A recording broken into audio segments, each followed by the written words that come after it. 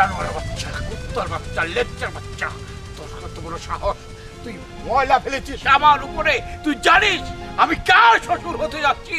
একমাত্র বিশিষ্ট ব্যবসায়ী শিশির চৌধুরী শ্বশুর হতে যাচ্ছি আমি। আর তুই কিনা আমার উপরে ময়লা ফেলিলি। তোকে আমি লাঠি দিয়ে পিটিয়ে মাথা ফাটি। এই বান্দির বাচ্চাকে মেরে হাতটা নষ্ট করো না, কারণ আমরা যাচ্ছি একটা শুভ কাজে, কিন্তু যাওয়ার আগে আমি একটা থাপ্পড় তবে মেরেই যাব। দেখেন আপনারা এরকম করতেছেন কে? আমরা তো ইচ্ছা করে ময়লাটা ফেলাই নেই, আমরা ময়লাটা এক জায়গায় ফেলাইছি, আমাদের শরীরে লাগিয়েছে, তাহলে আমরা কি করবো? আমার কি দোষ? ও রিয়েলি? তোদের দোষ না? তাহলে দোষটা আমাদের। দোষটা যখন আমাদের, আরেকটা দোষ করি। ছোট লোকের বাচ্চা, তোর এত বড় সাহস, এত বড় একটা অন্যায় কাজ করে, কই এটা কি আমাদের দোষ? এবার এবার বাচ্চারা আরেকটা লাগাই দাও। আমরা যাচ্ছি এক জায়গায়, কাপড়টা তো দিল নোংরা ফিরে। একে চিনতে পেরেছিস? আর তুই তো বান্দির বাচ্চা কেমন করে চিনবি? শিশির চৌধুরীর হবু বউ, আমার একমাত্র মেয়ে। বুঝতে পেরেছিস? টাউট কোথাকার। মা, এই ফকিন্নির বাচ্চাকে এইভাবে বললে হবে না। দাঁড়াও, ওর মজাটা আমি দেখাচ্ছি।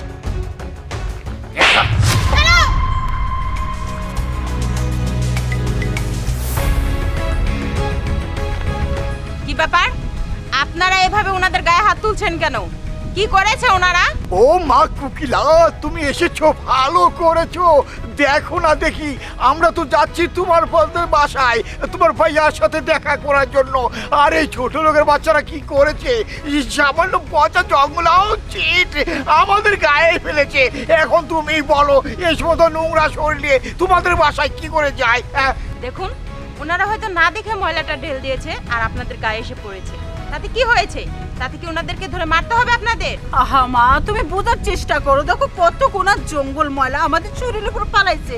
এটা ডিসকাস্টিং এর মতন কাজ করেছে। আমার বেবি শরীরটা নোংরা হয়ে গেছে। এই বেদব কামলার বাচ্চাকে তুমি চেনো? ওকে এই এলাকা ছাড়ার ব্যবস্থা করো। চুপ করুন! কাকে আপনারা এলাকা ছাড়ার কথা বলছেন?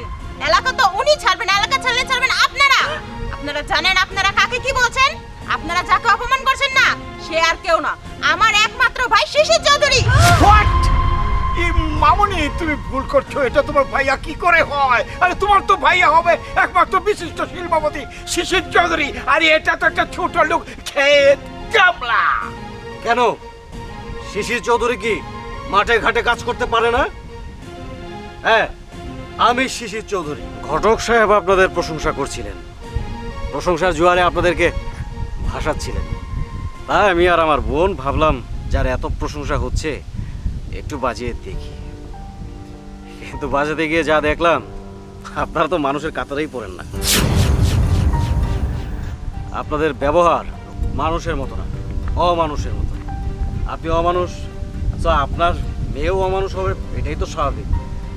আমি একটা মানুষ হয়ে একটা অমানুষকে তো আর বিয়ে করতে পারি না। তো বিয়েটা আর হচ্ছে না। কি বলছো বাবা? সরি, আমাদের ভুল হয়ে গেছে, আমরা চিনতে পারিনি। তুমি মাফ করে দাও, মাফ করে দাও। আসলে এই সমস্ত পোলাপানের সাথে মানে চিল্লাবেন না। আমি আপনাদের মতো জঘন্য অমানুষের সাথে কথা বলতে চাই না, তাদের সাথে কোনো সম্পর্ক করতে চাই না। আরে আপনারা তো অসহায় গরিব, এদেরকে মানুষই মনে করেন।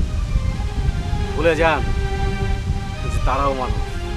আপনাদের মতো জঘন্য মানুষের সাথে কথা বলতে আমার রুচিতে পাচ্ছি। আপনারা চলে যান। বাবাজি, তুমি রাগ করো না। এই সামান্য ময়লা কেন? তুমি লিফট থেকে পায়খানা নিলে আমার শরীর মেখে দাও, তবুও তুমি রাগ করো না। আমার মেয়েটাকে বিয়ে করো, তোমার পায়ে সায় দেবো। চুপ থাকুন। আপনারা এখান থেকে যাবেন নাকি লাথি মেরে এখান থেকে ভাগাবো? চলো চলো, যত দূর